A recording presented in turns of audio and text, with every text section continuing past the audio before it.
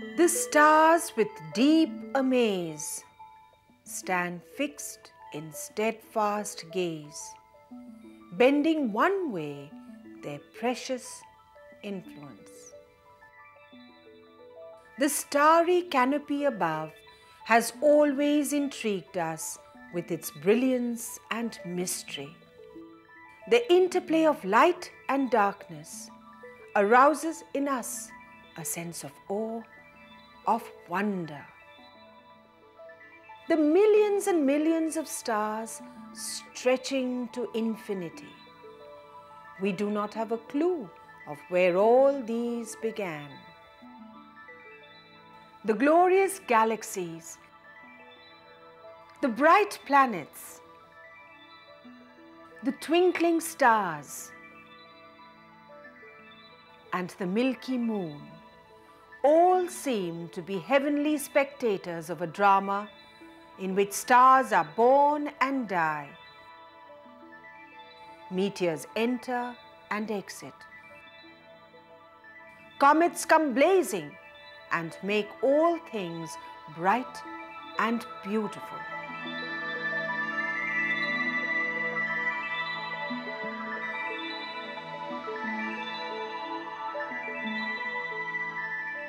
The 23rd of July, 1995 was just another busy day for Alan Hale and Thomas Bopp. As darkness spread over the evening sky, these two amateur astronomers were busy setting up their telescopes in two distant places. Alan Hale in Cloudcroft, New Mexico, and Thomas Bopp in Stanfield, Arizona. Stargazing always fascinated these two amateur astronomers. A peep through the eyepiece of the telescope unveiled before them the vastness and immensity of space. As the gaze shifted from one part of the sky to the other, Hale reached the globular cluster of Sagittarius. He suddenly noticed something unusually bright and blazing. At about the same time, Thomas Bopp's Dobsonian telescope spotted the very same bright object beyond the orbit of Jupiter. What was that glowing object? Was it a planet? Or was it a star? Neither of the two. It was a comet. A comet which had never been seen before. This new comet was christened Comet Hale-BOPP. According to convention, comets are named after the discoverer. Alan Hale and Thomas Bopp created history once again by being the first amateur astronomers to spot a comet beyond Jupiter's orbit. Soon, astronomers all over began studying this heavenly body. 2 weeks of calculations revealed it to be at a distance of 7 astronomical units from the Earth, which measures to 7 times the distance between the Earth and the Sun. From various observations of Comet Hale-BOPP, astronomers computed its orbit. It has a very elongated elliptical orbit and takes about 3,000 years to go around the Sun. That means it revisits Earth only once every about 3,000 years. Comet Hale-BOPP is predicted to be one of the brightest comets ever seen. It is expected to be a bright, naked eye object from the middle of February to the 14th of April, 1997, and it can be seen from any part of India. Comets constantly change their positions, so to see Comet Hale-BOPP, one has to know its precise location. From mid-February 1997, it will be seen in the morning sky against the stars of Aquila, Vulpecula, and Cygnus. Gradually, as it travels along its orbit, it will reach the evening sky by the 3rd week of March. By late March, it will station itself near the constellation Andromeda above the northwestern horizon in the evening sky. It will continue to remain there and finally fade out in June. Comet HALE-BOPP will reach its brightest phase towards the end of March. It will position about 15 degrees to 20 degrees above the northwestern horizon. The comet will come to its perihelion on April 1st, 1997. The best period to see this comet is up to the 14th of April before it begins to fade out.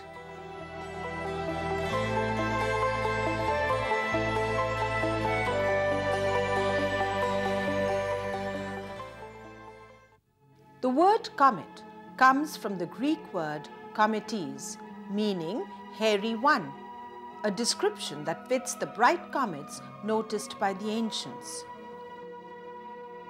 The traditional definition of a comet is a fuzzy body with a hairy tail that makes a transient appearance in the sky. It is visualized as a hazy head with a spectacular tail. Many comets, however, do not develop tails. Comets travel around the Sun in a definite orbit. If the orbit is elliptical, then it is a periodic comet.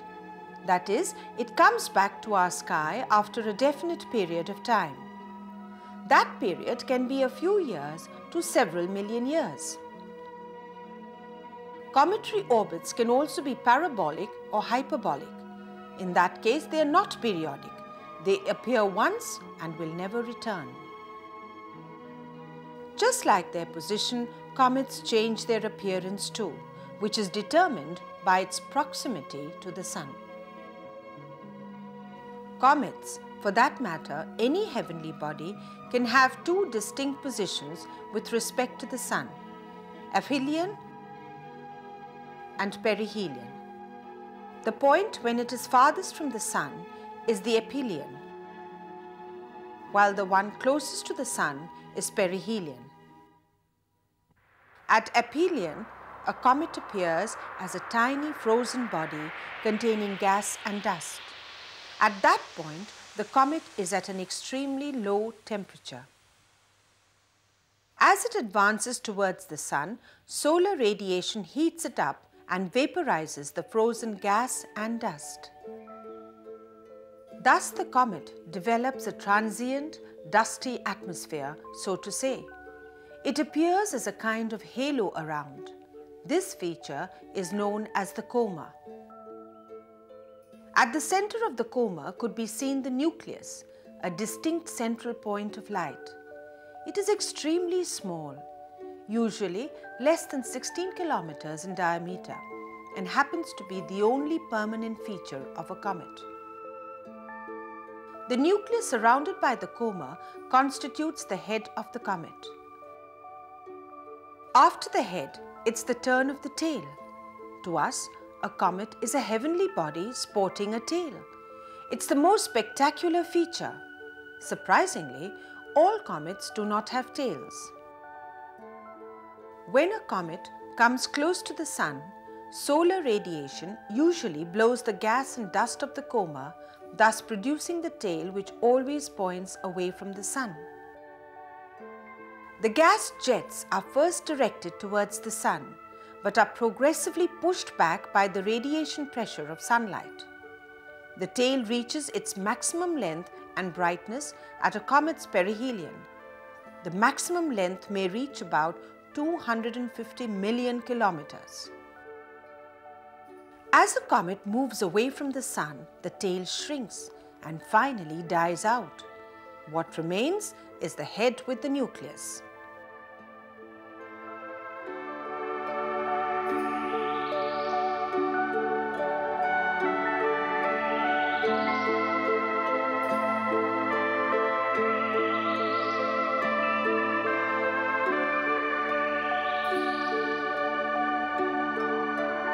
We know so little about comets that every visit of theirs raises a host of expectations. The comet which we saw recently was Comet Hyakutake. It was visible at the end of March 1996 only for 4 nights. Since it came with a short notice, a detailed study was not possible. But 10 years ago, in 1986, Halley's comet generated tremendous excitement in the minds of people. Unfortunately, we could not see the comet. That was not a naked eye object.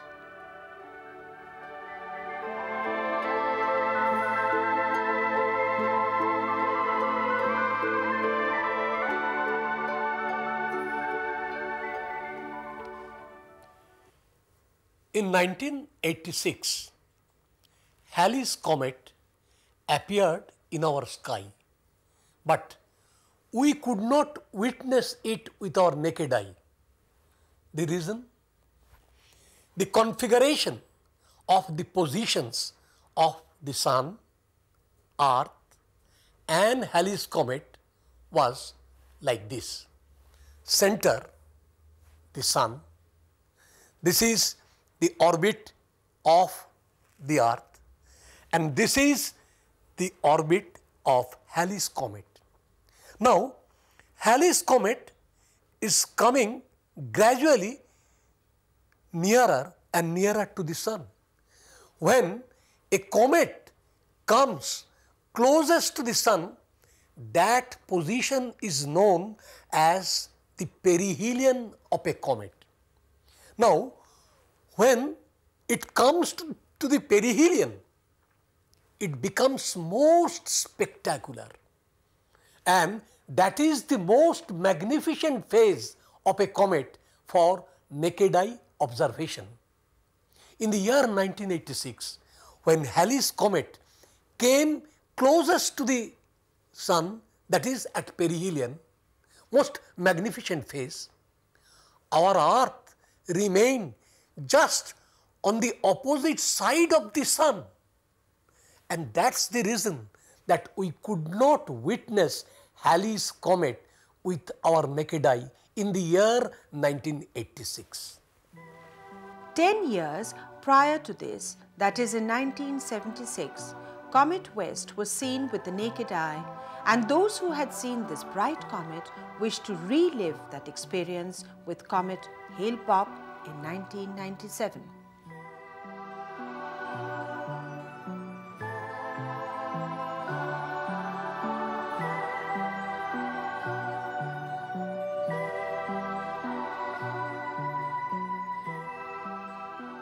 The heaven is perfect and incorruptible. That is what Aristotle, the Greek philosopher, believed way back in the 4th century BC, until one day when he saw a stray bright object with erratic behavior contrary to the harmonious motion of heavenly bodies.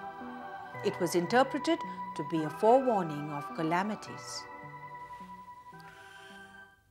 This is the famous painting, The Adoration of the Magi, located in the Arena Chapel in the town of Padua in Italy. This was the masterpiece by the famous Italian artist Giotto di Bondone, created in the year 1303 AD. In the old scriptures, we find that at the time of the birth of Jesus Christ, a beautiful bright star appeared in the sky of Bethlehem. But Giotto did not paint the star. In place, he painted this beautiful comet. In the year 1301, that is 2 years before that painting, Giotto witnessed a bright comet in the sky of Italy. He was very much impressed. Throughout the world, there is a superstition that appearance of comets are omens of great calamity. But after witnessing that comet, Giotto declared, no, there is no evil with the appearance of a comet. They appear in our sky according to the principles of nature, and that is why in place of that bright star of the legend, he painted a comet. The objective that anyone who will visit that chapel, he will find with that nativity painting that bright comet. It means that superstition will be wiped out from the minds of common people.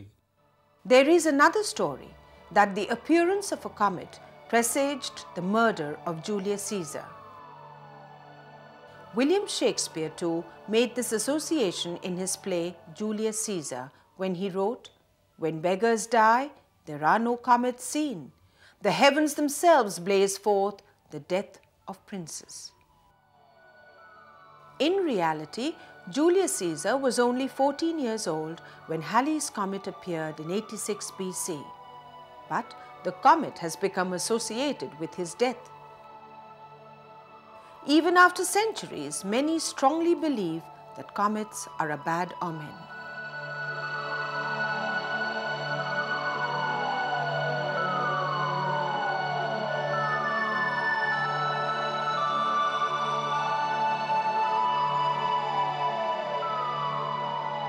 Once the mysteries are unveiled, the myths can be laid to rest.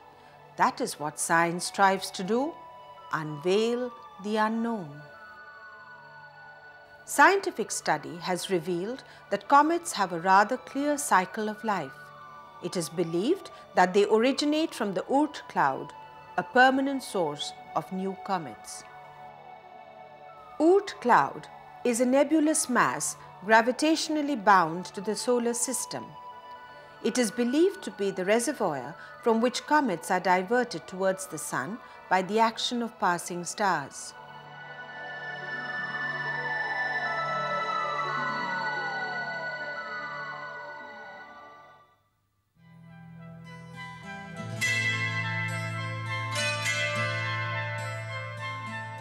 Life on Earth originated from a cometary bombardment. That is what many scientists believe. The molecules required to initiate prebiotic chemistry are found to be present in the comets. The basic gases like carbon, hydrogen, oxygen and nitrogen were predicted to be present in the comet. It was confirmed by space probing of Halley's comet in 1986. Till the beginning of the 19th century, comets were discovered exclusively by visual means. Many discoveries are still made visually with moderate-sized telescopes by amateur astronomers. Professional astronomers nowadays identify new comets by taking photographs. Although comets can be present at any region of the sky, they are often discovered on the western or northwestern horizon after sunset or on the eastern and northeastern sky before sunrise. Comets are quite bright when close to the sun. Alan Hale and Thomas Bopp kept all this in mind while scanning the sky. They spotted a comet for us. Everybody is awaiting Comet HALE-BOPP. It is expected to enthrall us with its brilliance. Almost everything about Comet HALE-BOPP is charted out, and it is revealing itself accordingly, but it is very difficult to predict comet behavior when it is near the Sun. Sometimes they disintegrate. This is exactly what happened with Comet Kohoutek in 1973. Just like Comet HALE-BOPP, everybody was expecting it to be a very bright comet. Chancing upon a comet while browsing the sky is just possible. Even you can get hold of a simple reflector or refractor telescope and start hunting for comets. A telescope of 5 inches to 6 inches lens diameter is good enough to start with. Who knows, you might just discover a comet, and if you do, don't forget to report it to the International Astronomical Union office in USA. That will help them to name the comet after the discoverer, who might just be you.